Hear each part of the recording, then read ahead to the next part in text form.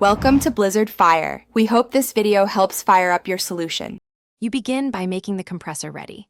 Inspect the oil sight glass and top up to the recommended level so moving parts stay lubricated.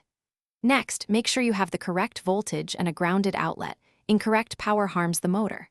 Once done, open the intake valve and set the pressure regulator low, about 0, 5 to 1, 0 bar so the pump starts unloaded.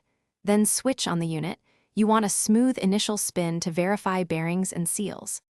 You now bring the compressor into working condition. Slowly increase the regulator to the pressure you need while watching the gauge to avoid overshoot, because pressure spikes stress fittings. Make sure the safety relief valve is free and operates. This prevents dangerous overpressure.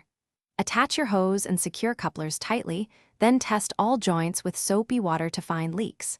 While operating, listen for abnormal noises and monitor amp draw, as rising current indicates mechanical strain that you should address immediately. You finish by powering down properly. Switch off the motor, relieve pressure from the tank and hoses, close the intake valve, then unplug.